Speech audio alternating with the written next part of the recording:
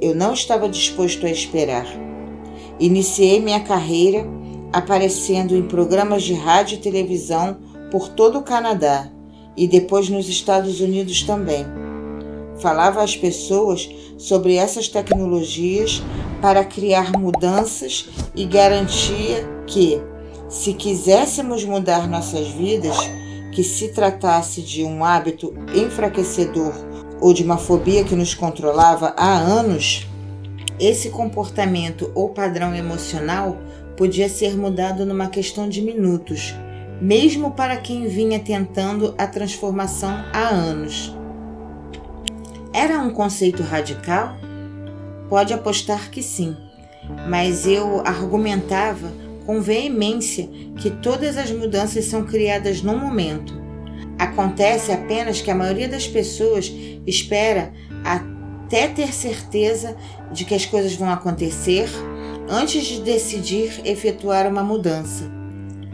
Se realmente compreendêssemos como o cérebro funciona, eu insistia, poderíamos suspender o processo interminável de analisar por que coisas nos aconteceram e, se pudéssemos apenas mudar aquilo, o que vinculamos dor ou prazer, conseguiríamos com a maior facilidade mudar o sistema nervoso condicionado e assumir o comando de nossas vidas no mesmo instante. Como podem imaginar, um garoto sem PhD, fazendo essas controvertidas declarações pelo rádio, não foi muito bem aceito pelos profissionais da saúde mental, com um treinamento tradicional. Alguns psicólogos e psiquiatras me atacaram, alguns pelo rádio. Assim, aprendi a basear minha carreira de mudar as pessoas em 2 princípios: tecnologia e desafio. Sabia que contava com uma tecnologia superior, uma maneira superior de criar mudanças com base em compreensões cruciais do comportamento humano que a maioria dos psicólogos tradicionais jamais estudara. E acreditava que, se lançasse um desafio suficiente a mim mesmo e às pessoas com que trabalhava, poderia encontrar um meio de mudar qualquer coisa. Um psiquiatra em particular me chamou de charlatão e mentiroso. Acusou-me de formular falsas alegações.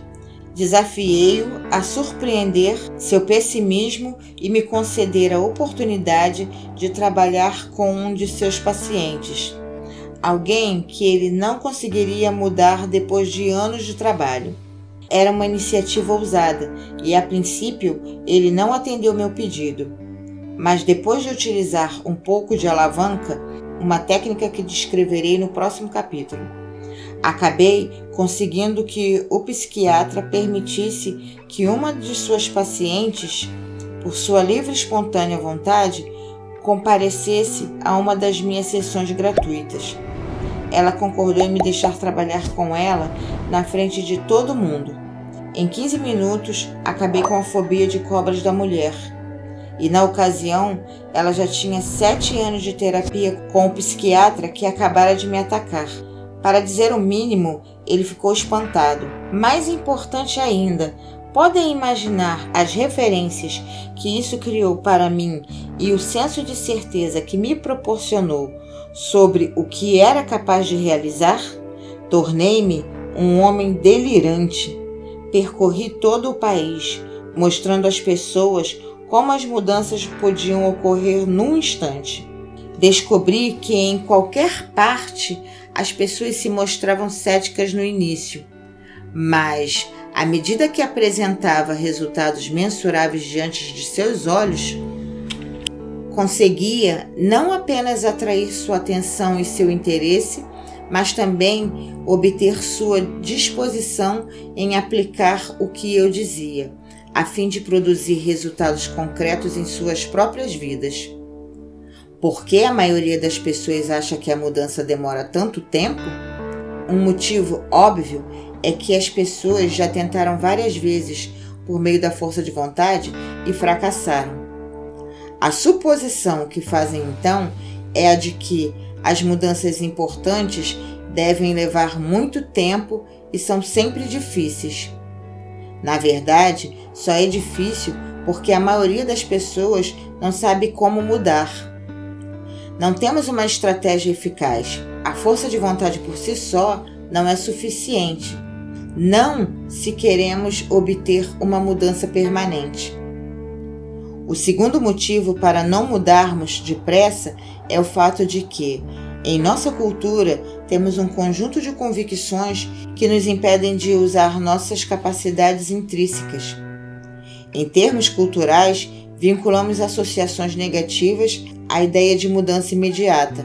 Para a maioria, a mudança imediata significa que nunca houve de fato um problema. Se você pode mudar com tanta facilidade, por que não mudou há uma semana, há um mês, há um ano e parou de se queixar?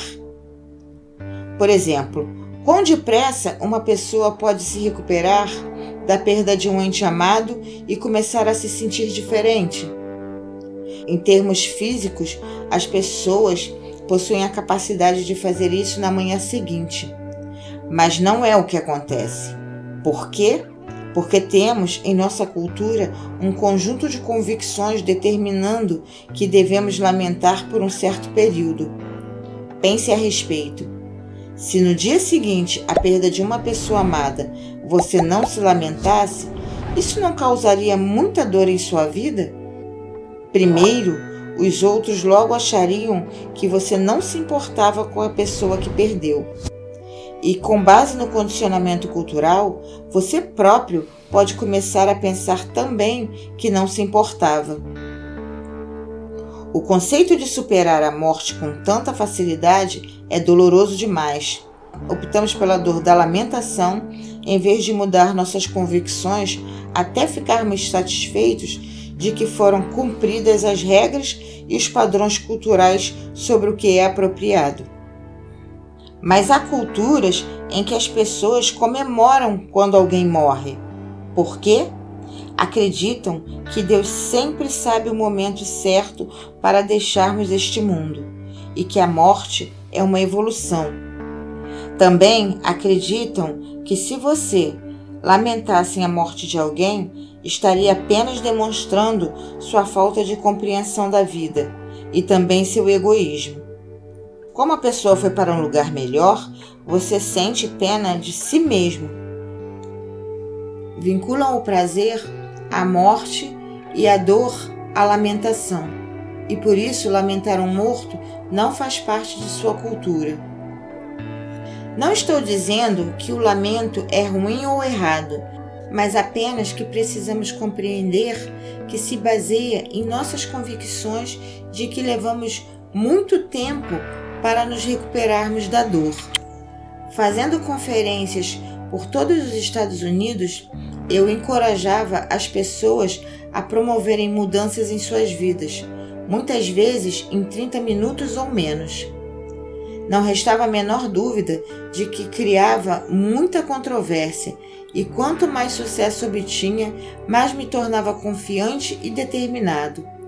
Para ser franco, eu me mostrava de vez em quando arrogante e mais do que um pouco presunçoso. Comecei a me dedicar à terapia particular, ajudando pessoas a mudarem, e logo estava promovendo seminários.